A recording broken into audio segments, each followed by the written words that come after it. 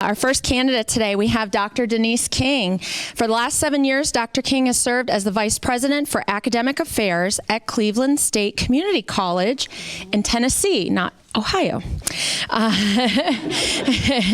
While at Cleveland State, she's been instrumental in developing the Academic Pathways program, impacting student success, retention, and completion, and helping the institution be recognized as the top performer of 40 community and technical colleges in the state by the Tennessee Board of Regents.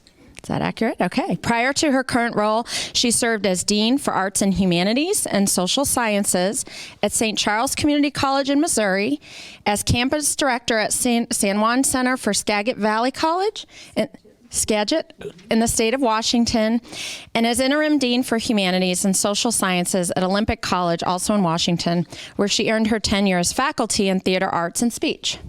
She has a doctorate in philosophy and drama and humanities from Stanford University and a Bachelor of Arts in both music and theater studies from Emory University.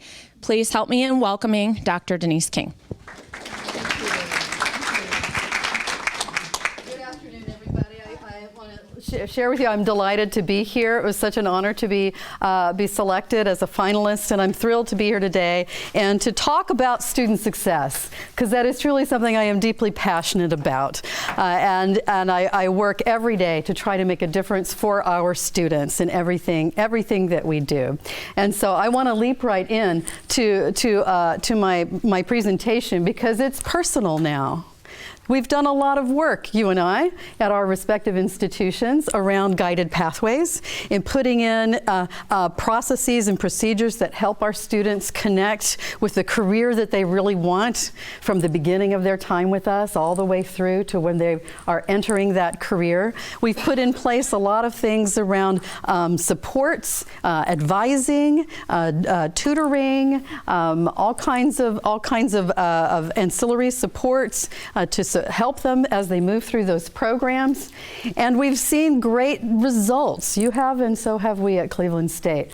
We were both members of that first 30 cohort for AACC, Guided Pathways. So I celebrate the success that you have had, and we've seen it at our institution as well. But we're not satisfied, and I know that you aren't either. And as you look at your student success data, there's more to do, but we've already done so much. What is there left to do?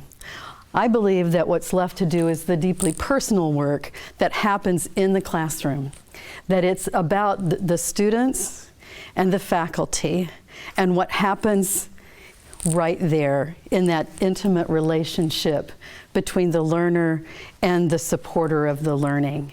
And that's what I want to focus on today, is that relationship between the faculty and the student, and looking for meaningful ways to engage students so that they are learning, to engage students so that they do experience success. So improving student success. There are three things that you've already said in the challenge to us today that you want to use to get there. We want to create a sense of belonging for students. We want to ensure that all students are learning. And we want to reduce barriers to timely completion. In my presentation, I'm going to focus on the first two, because you've already done an awful lot for reducing barriers. I know the work that you've been doing in particular by limiting choice in terms of electives, by identifying the appropriate math for the pathway, and by providing co-requisite and other ways to speed those who need that and seek that additional help in their math, reading, writing, English acquisition, that you've already done a lot of work there. So I'm going to focus on these first two. And if it seems like some of this is fundamental and that you already know some of this, well, that's the point. It is fundamental. Some of these things are things we need to remember now. We've been so busy doing all these things. We need to get back to what is the core of student success. And the first thing is create a sense of belonging. I've got three things I want to talk about here. Let's talk about mindsets, the GPS of mindsets: purpose, relevance, social belonging. Talk about high impact practices and how best to implement those so that they really trigger student success. And we'll talk about maximizing your career and academic communities. Mindset GPS.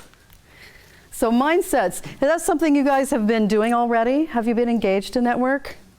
Looking for nodding heads. Yes, I'm seeing nodding heads. Good. So you already know that it has everything to do with how students think about themselves, about their learning, about the purpose of their learning, and about their sense of who they are in the midst of all of this we're asking them to do. I include this slide because I want to connect you to additional resources so you have things to take away from this presentation today. So I include this slide so that you have the link to the Mindset Scholars Network. There's a lot of great stuff there. But this is a significant slide for me. So a student's growth mindset, can I learn this? Am I capable of learning? Or is my intelligence fixed? Am I as smart as I'm ever going to be? That's an important question for our students. Do I want to learn this? Yeah, maybe I can, but do I want to? What's the point? We need to be able to answer that question for our students. And finally, a difficult one, do I belong here? Where is my place? Many of our students feel like imposters. I know I did at my university. I attended Emory University. I was a public school girl. I got there. I'd been really good as a high school student, but this was a whole new world. And there were a lot of people driving very fancy cars. And I felt like, how do I belong in this environment? And I had to work on that. And so that's an important factor as well for our students. So how did we grow mindsets at Cleveland State? This has been foundational for us in the past few years, and I want to share with you the work that we did. We launched an initiative and began some regular presentations at in-service for our faculty and our staff. We have in-service before every semester. We created faculty learning communities focused on discussing Carol Dweck's book, Mindsets. And the faculty then created additional initiatives coming out of that, things they wanted to do not only in their classrooms, but they wanted to do with each other across the campus and across our multiple centers. We targeted gateway course faculty and staff about growth mindset, looking at our data and seeing where do we have limited student success and how can we address that through growth mindset. And as we began to do this work, we discovered that creating this growth mindset, the mindset of opportunity and ability, related as much to ourselves as it did to our students. That ourselves, we were sometimes the ones who were saying, well, I can't learn a new way to present this material. This is how I've always done it and it's always worked fine. Or I am comfortable in this. I'm not sure I'm going to be able to learn to use these new tools. We have to really examine our own ability to embrace change, to embrace growth in ourselves. And that's risky work. And we have to keep doing it as we find solutions and then find new solutions. So that's where it gets personal for faculty. We created a mindset unit to go in a required first-year seminar course, a course that all students at our institution are required to take. And they're required to take it in their first semester, if at all possible. Sometimes they get to it in the second semester, but it really is best in the first semester. And then we worked with the PERTS folks at Stanford University, and they are a project for expanding, taking things to scale, research that goes to scale. And they do a survey of our students every semester, at the beginning of the course and at the end of the course, to see their growth in mindset. And we created a new event at our institution. We now have a convocation at the beginning of the academic year, in which all of the new students come into the gym now, and we have an imitation of graduation in our convocation. We have the procession in regalia. We give addresses, a brief address. The cornerstone of which is an address about mindset, about the challenges that are ahead. And that address culminates with a pledge where I ask the students to pledge to persevere, to pledge to ask questions, to pledge to keep going and to respect each other. And there's some other values that I ask them to pledge. And I also ask the faculty to stand and pledge to the students. Will you support these students and encourage them and challenge them? And the faculty pledge as well. This is something we've only been doing for a few years, and it's been very powerful for the relationship, that intimate relationship between our faculty and our students and their commitment to a growth mindset, a mindset that says, yes, I can learn. And then we continue to have workshops that examine language and look at how we do this. I want to give you one example of a faculty member whose work was really changed by this. This was our biology faculty. She actually has the same name as I. She spells it differently. There's a letter different. So I call her Denise King. And even though she is like the reputation of the toughest faculty member on campus, she's really tough. And her course is difficult. She teaches the general biology series, so that's the one for majors. It's got very high standards, very difficult, challenging for students. She recognized as we were doing growth mindset work that she was setting her students up for failure just by the language she was using. I'm going to try not to tear up, it's powerful. So what did she do? She said, I'm going to stop emphasizing how hard this is. And what I'm going to emphasize is the material and how it covers these two courses and how they connect, rather than you've got to do well in this course so that you can get to the next one. She's doing something differently. She connects the material to the students' majors who are in her course and talk about how it's going to benefit them in that major. And she focused more on how to succeed and what resources were available to help students succeed, rather than just let them flounder. This tough instructor started giving pep talks. That was like, who is this woman moment for the rest of us too. And she changed her language to be more encouraging. Got a few examples of some kinds of language that one might use. Rather than saying, see, I told you you're good at this, fixed mindset. Say things like, great, you've learned so much. Rather than saying, well, not everybody's good at biology or math or music theory, right? It's just not it's not a measure of what you can ever do. It's where you are right now. That learning still exists ahead of you. And finally, this class has a high standard to make sure you really understand the content. And I wouldn't hold you to that high standard if I didn't think that together we could get you there. These were powerful messages for Denise's students, and they responded. And in a year's time, we saw these results.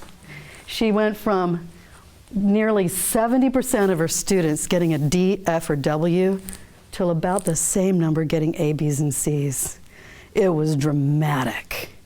And so, I'm a believer that this is important work, and it's foundational work, and it's fundamental. And you've heard this before, but look how powerful it is. And that's why it's personal for our faculty and for our students to get back in there and see, what am I really doing? What am I really saying to my students? And here's what the student had to say about her.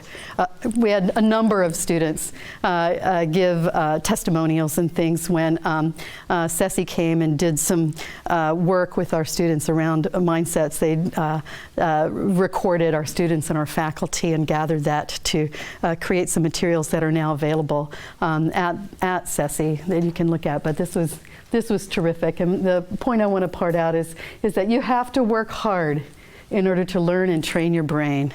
This student got it. It's not that I'm smart, it's that I'm working hard at it, and I'm going to continue to learn. High impact practices. These are another way in which we can connect with our students and assist them on the road to success. So high impact practices, as you know, require an investment of time and energy and have a direct impact on student engagement. They're backed up by research, both by Nessie, Ceci, and other researchers, showing that there's a connection between these high impact practices and student success. Some of the high impact practices I've already mentioned: a first year seminar, honors education, learning communities, service learning, study abroad, technology enhanced learning, undergraduate research, work-based learning, certifications. And you probably have many of these, if not all of these, already in play here at your institution. Why do they work? What do they have in characteristic? Well, first, it's an investment of time and effort that students make within these different practices. An investment that's made with peers and with faculty, so there's a high level of engagement with others as well. And it has real-world application. You see how it's going to play out outside of a classroom. When you're doing a service learning project, you're out in the community doing something and then reflecting back on it and seeing what you've learned about that. Internships, same way, study abroad, seeing different cultures and how things operate and reflecting back. So the exposure to diverse ideas, challenging students' ways of thinking through this more experiential learning, and of course, always assessment and coming back into that. We have implemented a lot of high impact practices at my institution and throughout TBR, and we recommend some practices for thinking about it. First, you need to make sure that your high impact practice is placed in the curriculum. It's required, so that the students get the impact. They can't, if it's voluntary, well then some students will benefit and others won't. If we want to close the gaps, we've got to make sure everybody can participate. And if there are financial concerns that prevent folks from participating, we need to find solutions to those so that everyone has the opportunity to take advantage of these. If there are time constraints, we need to find ways to solve those students' challenges as well. Working across the institution so that both student affairs and academic affairs are working together on these practices, so that we don't have a lot of activity in one area, but it's not connecting back to the curriculum and back to student learning. We need to integrate. Pervasiveness. I can't emphasize this enough. Being strategic about where you place those high impact practices. We participated in a National Association of School Heads grant that challenged us to see how many high impact practices we could pack into one program, and assess them and have student success. And we got about 5, but it really stretched our faculty, working with our early childhood education program. But we were strategic about where we placed them. So we already have in our first year seminar, high impact practice, service learning is required. There's 2. Then we added an additional service component. They've got a placement in the workforce. They're using new technologies. So we ended up with quite a few. And we added a learning community as well. So we had a number. But that's something, again, looking strategically at programs. Again, institutional context is important, and as always, communicating what the purpose of these practices are with students so they understand how it connects, what is in it for them, so that they want to do it. It's not just a requirement, it's something that makes sense. And then, of course, always data, assessment. Third, maximize your career and academic communities. I saw on your website you've designed these, as have we, and that they're laid out in your website. We did it too. Here's ours. We have 7. We call them career communities. And you see them in our outreach materials. So materials that go out, everything is organized according to these communities. In our recruitment, in our website, so that as students are kind of self-looking, they can find that information there. And even in our program maps, so we branded all of this. There's a color, there's a logo, and that logo appears everywhere. So they can see it on their program map, they start identifying with it. When they come to orientation, we organize orientation by career community. And we have our student ambassadors in the color shirt with the logo. So the students get a shirt as well. We created these wonderful flags that we use in convocation. Student ambassadors lead the students in with these flags. And we use them at graduation, where the faculty carry them and the students follow behind. And we have them on stage. So we continually reinforce this sense of belonging, not just to the institution, but within a culture of learning within the college. And that helps as well. It's also in our graduation program. So, number 2, ensure students are learning. Gathering your data, looking at how you create assignments, and design for motivation. Examining course level data. If you guys haven't seen the dashboards that Pierce College is using, you need to give them a call and get them to come out and show you what they're doing. It's remarkable. The faculty have access to historic data of student success in their programs. They can buy in their section of the course. So it's not just big broad, it drills right down and the faculty can see it. And they make changes based on that. Now, it took a little while to get there because the faculty was nervous, of course, about how this information would be used. But it truly is, and they've been at this for several years now, it truly is used for improvement. And I've been trying to get our IR department at a point where we can look at this. We're getting closer and closer every year, but we're not where Pierce is. And so I really encourage you to look at it. And in fact, I brought an example, which is so small you can't see it, but when you get, if you wanted to look at this later, you got the PowerPoint, you can see that they can disaggregate by race, they can disaggregate by gender, they dig down into an individual course and see how those students did. Even better, and there are some tools out there right now too, where you can get that in real time. It's kind of expensive, but that can also help faculty see what's personally happening with what they are doing and their students, and then can make changes based on that. And I think it's that kind of work that we need to do if we're going to improve student success. One of the things that we're most excited about right now at Cleveland State is this Transparency in Learning and Teaching unit initiative that we've launched. It's based on the work of Marianne Wickhelms from Brandeis University, and it really is trying to open up the assignment. So we're now digging down to the intimate level of an assignment and helping faculty examine how and why they're letting students know how and why they need to do the assignment. So again, faculty see many challenges to students' completion of academic work. Unpreparedness, lack of time management, lack of motivation, sometimes just not knowing what resources are there to help. Some of this can be addressed by using this template, so I share it with you today. Number 1, identify the purpose of the particular assignment by noting what are the skills to be practiced and how do they connect to the student's real life. We identify the knowledge to be gained by the activity and connected to the student learning outcomes that are on the course. Secondly, what is the task? Specifically lay it out so students know what they are expected to do and how to do it, the steps to follow and those to avoid.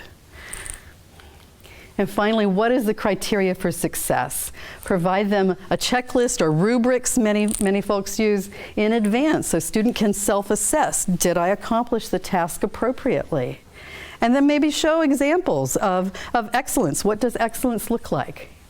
This would have helped so many students. I'm thinking, and I think back on my teaching days and some of the students that I had who struggled to figure out what is it that she wants from me, and they would guess, and I would go, oh, that's not it. If I had, and I gradually grew to begin doing some of these things, not nearly as systematically as this is, makes me want to go back and fix it all so that all the students would be able to be successful in my course. So the results that she found at Brandeis was that students' learning was boosted and their academic confidence went up because they knew they could do it. They had a sense of belonging. There was no hidden information from them. There was no secrets that some students had and others didn't. It was all out there, so they belonged just as much as everyone else. And they were aware of their skill development as they saw it progress on the checklist and the rubric. And of course, these things are success predictors, for increased persistence and good grades, etc. Finally, design for motivation. So does this look like your classroom? Students start out, yeah, this is awesome, I love this class, and then the semester goes by, and you're like, oh, well, they're running out of steam, and then it's like, we just barely make it through the end. This is some work that's done by folks at Motivate Labs, and it's very interesting. It's based on expectancy value theory that says there's a formula. Motivation equals expectancy, I think I can do this, plus the value. I want to do this, or not. But our friends at Motivate Labs say there's more to that. What if they are energized, they want to do it, they see value in it, but they're still not turning in the work? That is the most frustrating as an instructor that I have. It's like a perfectly capable student, understands the assignment, we've talked about how important it is, and they still don't do it. Pull my hair out now.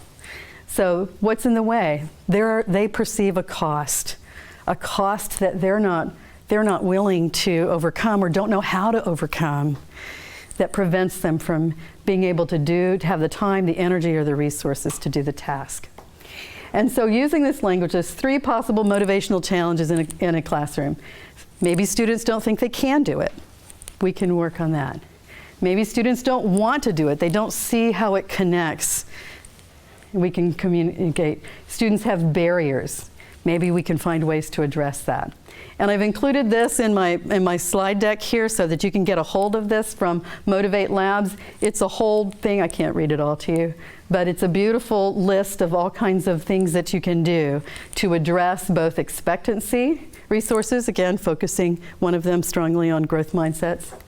On values, what are some of the values that you could put into a course to help motivate students at a particular juncture? So as they're starting that slide down, if you have an activity that lets them learn, well, this makes a difference in the world or a difference for their family and friends, that bit of value might boost their motivation at a critical juncture. You could put another one that connects them with teachers and students who are passionate about the topic. That can be a little boost too in their motivation. And then please keep in mind the costs that students experience. Some of the costs are competing activities. I've just got too much on my plate. How do I choose? Some of the costs are they're not feeling comfortable in the teaching environment. Some of the costs may that they're really having some lack of resources. How can we connect them to resources to help support them so that cost factor goes away? So hopefully, this can be a news story through motivational planning. Instead of that slide to the end of the semester, value interventions at discrete moments might help us motivate students and retain them for success. So improving student success is personal. It's a personal level between the faculty member and the student. We can create sense of belonging by working on our language with mindsets, by creating high-impact practices that are strategically placed within a program, and by maximizing the affinity that students build for each other and for their program through your career and academic communities. We can also ensure that students are learning by examining our classroom-level data, in section-level data, in action data, and addressing it. by developing assignments that are transparent and so that all students can understand what's expected and how to proceed and what excellence looks like. And finally, we could design as faculty, we could design how to continue to motivate students so they don't disappear from us as the semester goes on. And then reducing the barriers to timely completion, because I know that was the third one on your list. Just continue to implement guided pathways best practices. And there are a number of things that you're already doing that are really great, and we can come back and visit those and look at some others. But today I really wanted to focus on what happens with the students and the faculty. So that's my presentation, and I hope that you have some questions for me. Thank you.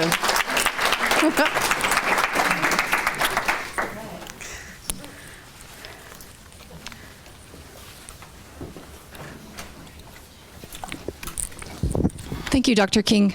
Is it on? Yeah. Okay. I apologize for being a little late. I had class. Thank you for your presentation. A lot of the things that you presented would be things that faculty would have to get on board with and engage with. Okay. So could you speak to how you would motivate and encourage faculty to do that given limited resources? Absolutely. I think faculty are already motivated to look at what's happening in their classrooms. If you start with the data, and you say, here's the data for your class. Here's how your students are doing. Are you happy with this? What do you want to do about it? There are a number of things that faculty can do. And it's just been my experience at my institution when you just kind of open up the data and look at it, that faculty care. You know, that's my assumption. I don't think you can carrot and stick a faculty member into caring about their students. You know, I honestly believe that they do. So it's a matter of creating those opportunities to gather. As we started our mindsets work, we started by doing large presentations, great, and then we had small learning communities. So gathering faculty together so they're having conversations amongst each other around a common read, so we could take any of these theories and read and have people examine it and then see where it goes from there.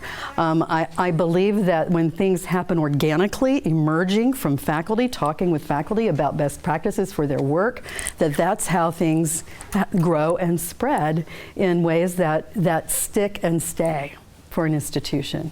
So I would encourage very much that same process so that you know, that's. Yes. And that doesn't take a lot of money. And we did all this work during a time of declining budgets. So, you know, we chose to invest in books that faculty could have to read. And we took the time to gather. We weren't compensating anybody for being there. They were there because they wanted to be there.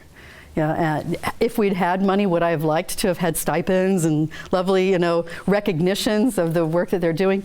Absolutely. We didn't. We only just now that our institution has turned around the past 2 years and we now have increased enrollment, we just now have some dollars to play with. So we're now coming up with some of those kinds of incentives. But when we were doing this work that led to our being recognized as a top institution in Tennessee, we didn't have any money to spread around. So. Hi, Dr. King. Thank you for your presentation. Thank you.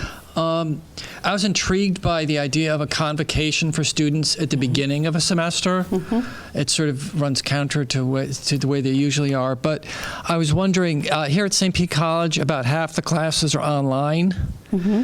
So I was wondering how you would sort of bring in online students. And also on that same idea, as far as motivating, mm-hmm. do you feel that the faculty have a different job motivating students who take classes on campus as opposed to online? Okay, so application online.